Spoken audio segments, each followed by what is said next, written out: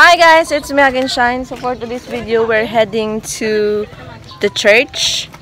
So I'm with my sister, 2 sisters. So bali 3 sisters kami ngayon. O, diba?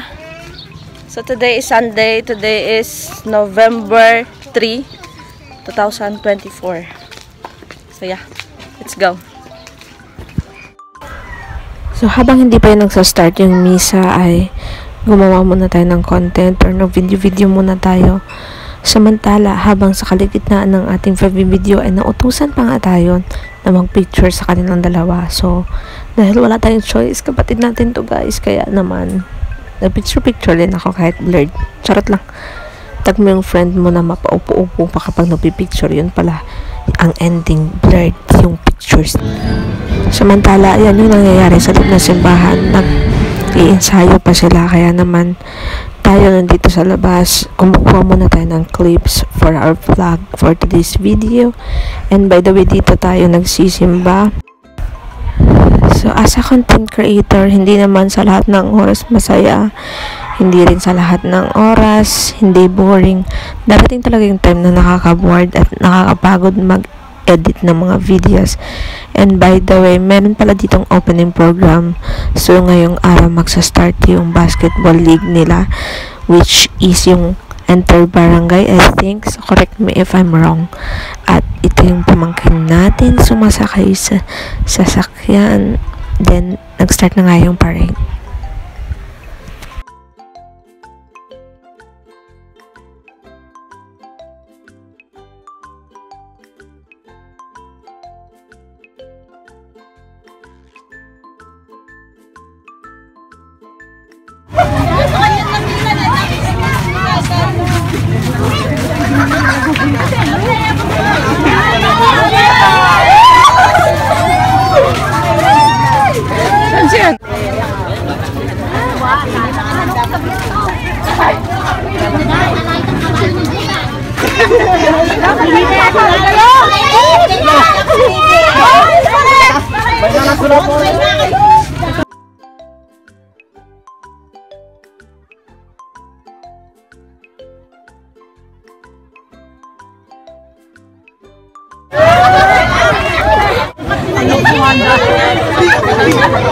Cellphone. Recharge.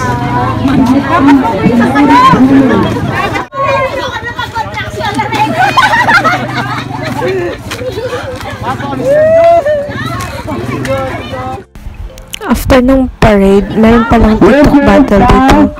Yung lalaban yung mga rules nila per group. So, hindi ko pwedeng ilagay dito yung music niya kasi baka ma-copyright na naman po tayo. That is why, minamute ko na lang at yung ginagawa ko is nagvo-voice over na lang ako. Kaya minsan kapag nakikita niyo yung mga videos ko, huwag na kayong magtaka kung bakit nagvo-voice over ako.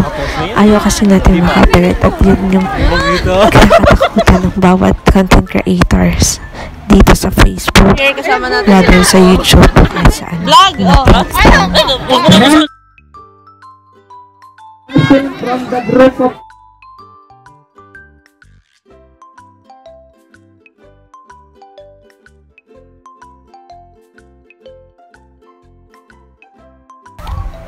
So, maya-maya nag-start na nga yung tournament nila.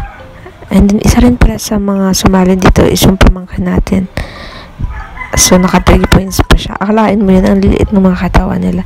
And yung mga kalaban nila ay medyo malaki yung katawan. Pero, wala pa rin. Yan talaga kapag nasa laro. Minsan talo, minsan panalo. Pero, importante kasi yun yung ilagay ng mga bata. And, syempre, may learn ka or bagong strategy kang natutunan sa bawat laro. Uyan. Sampang grade number 17 at sampang grade number 20.